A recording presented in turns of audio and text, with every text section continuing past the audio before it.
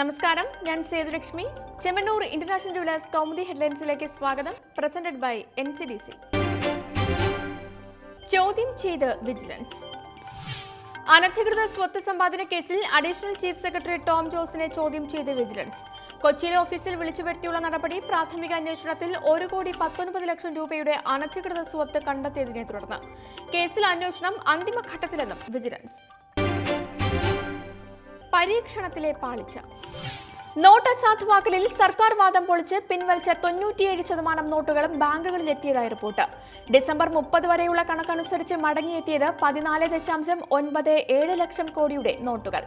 എന്നാൽ ഇതു സംബന്ധിച്ച് കൃത്യമായ വിശദീകരണം നൽകാതെ ഒഴിഞ്ഞുമാറി BJP സർക്കാർ. നോട്ട് അസാധുവാക്കലിലൂടെ സർക്കാർ കണക്ക് കൂട്ടിയിരുന്നത് പിൻവലിച്ച നോട്ടുകളിൽ 3 മുതൽ 5 ലക്ഷം കോടിയോളം രൂപ ബാങ്കുകളിൽ തിരിച്ചെത്തില്ലെന്ന്. നവംബർ 1 മുതൽ ഡിസംബർ 30 വരെ വിദേശത്തായിരുന്ന ഇന്ത്യക്കാർക്ക് മാർച്ച് 31 വരെ നോട്ട് മാറിയെടുക്കാമെന്നിരിക്കെ ശതമാനം ഇനിയും ഉയർന്നേക്കും.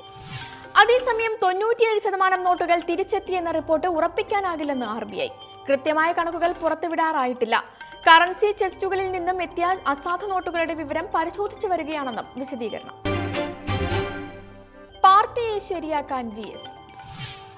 CPM PB യോഗം തലസ്ഥാനത്ത് തുടരുന്നതിനിടെ സംസ്ഥാനത്തെ സംഘടനാ പ്രശ്നങ്ങൾ ചൂണ്ടിക്കാട്ടി വീണ്ടും കേന്ദ്ര നേതൃത്വത്തിന് VSന്റെ കത്ത്.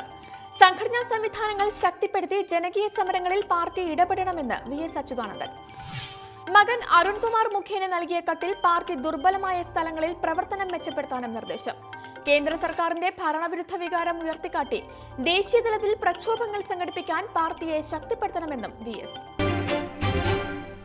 വിമർശിച്ച് പ്രതിഷേധം. ജിഷ കൊലക്കേസ് അന്വേഷണത്തിൽ സർക്കാരിനും LDFനുമെതിരെ രൂക്ഷ വിമർശനവുമായി രമേശ് ചെന്നിത്തല. കേസ് അന്വേഷിച്ച ആദ്യ സംഘത്തെ മാറ്റിയത് UDF സർക്കാരിന് ക്രെഡിറ്റ് കിട്ടാതിരിക്കാൻ.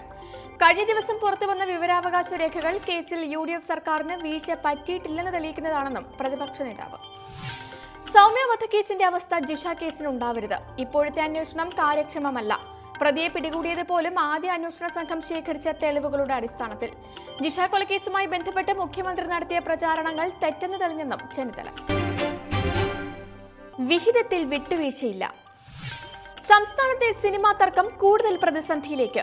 തിയേറ്റർ വിഹിതം കൂട്ടണമെന്ന ആവശ്യത്തിൽ നിന്ന് പിന്നോട്ടില്ലെന്ന് എക്സിബിറ്റഡ് ഫെഡറേഷൻ. ലിബർട്ടി ബഷീറിന്റെ അസാന്നിധ്യത്തിൽ ഇന്ന് കൊച്ചിയിൽ ചേർന്ന രഹസ്യയോഗത്തിലും തീരുമാനമായില്ല. അതേസമയം തിയേറ്റർ വിഹിതത്തിൽ സ്വമേധയാ വർധനവ് വരുത്തിയ ഫെഡറേഷനെതിരെ നിലപാട് കടുപ്പിച്ച സർക്കാർ. ടിക്കറ്റ് തിരിമറിയിൽ ലിബർട്ടി ബഷീറിനെതിരെ വിജിലൻസ് അന്വേഷണം നടത്തണമെന്ന് സാംസ്കാരിക പ്രവർത്തക ക്ഷേമനിധി ബോർഡ്. പ്രതിസന്ധിയെ തുടർന്ന് സർക്കാരിനുൾപ്പെടെ കോടികളുടെ നഷ്ടമുണ്ടാകുന്ന സാഹചര്യത്തിൽ മുഖ്യമന്ത്രിയുടെ ഇടപെടൽ ഗുണം ചെയ്തേക്കുമെന്ന് സൂചന. സിനിമാ മേഖലയിലെ പ്രശ്നങ്ങൾ പരിഹരിക്കാൻ പ്രത്യേക കമ്മീഷൻ രൂപീകരിക്കാമെന്ന നിർദ്ദേശം അംഗീകരിച്ച് അന്തിമ തീരുമാനമുണ്ടാകും വരെ തൽസ്ഥിതി തുടർന്നേക്കും. ഇന്നത്തെ സ്വർണ്ണ വെള്ളി നിരക്കുകൾ.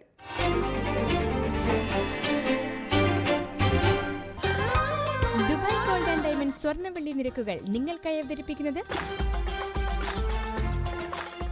Dubai gold and diamonds, India, UAE, Oman, Bahrain. സ്വർണം ഗ്രാമിന് 2,670 രൂപ, പവൻ 21,360 രൂപ, വെള്ളി ഗ്രാമിന് 50 രൂപ. ദുബായ് ഗോൾഡ് ആൻഡ് ഡയമണ്ട് സ്വർണ്ണ വെള്ളി നിരക്കുകൾ നിങ്ങൾക്കായി അവതരിപ്പിച്ചത് Dubai gold and diamonds, India, UAE, Oman, Bahrain. Chemmanur international jewellers Kaumudi headlines presented by NCDC സമാപിക്കുന്നു. അടുത്ത ഹെഡ്ലൈൻസ് 1 മണിക്കൂറിന് ശേഷം. നമസ്കാരം.